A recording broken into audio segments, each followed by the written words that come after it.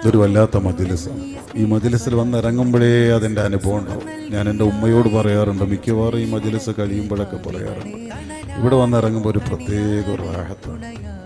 അതിൻ്റെ ഏറ്റവും വലിയ സിർ എന്തെന്ന് ചോദിച്ചാൽ സ്വലാത്ത്. ആ സ്വലാത്ത് വരുന്നതിന് മുമ്പ്, അഥവാ ഇവിടെ ഈ സ്വലാത്തിനെ പതിറ്റാണ്ടുകളായി ജീവിപ്പിക്കാൻ അള്ളാഹ് തീരുമാനിച്ചപ്പോൾ പെരിങ്ങാട് ഉസ്താദ് എന്ന ഈ പ്രിയപ്പെട്ട ഭാഗ്യമുള്ള ഉമ്മയുടെ മകനെ അള്ളാഹു ഇവിടെ കൊണ്ടുവരികയാണ്. അതിനു മുമ്പ് ഈ പെരിങ്ങാടിൻ്റെ ചിത്രം ഒന്ന് ആലോചിച്ച് നോക്കിക്കുക പ്രിയപ്പെട്ടവർ. അവിടെ നിന്നങ്ങോട്ട് പെരിങ്ങാട് വളരാൻ തുടങ്ങി. വളർന്ന് വളർന്ന് വളർന്ന് ഏതൊരു മഹല്ലും അസൂയപ്പെട്ടു പോകുന്ന, ഏതൊരു ജമാഅത്തും സ്വപ്നം കാണുന്ന ഒരു മഹല്ലിൻ്റെ തലം എന്താണോ ആ തലത്തിലേക്ക് ഏറ്റവും അത്യുത്കൃഷ്ടമായ രീതിയിൽ ഉയർന്നു നിൽക്കുകയാണ് പെരിങ്ങാട്.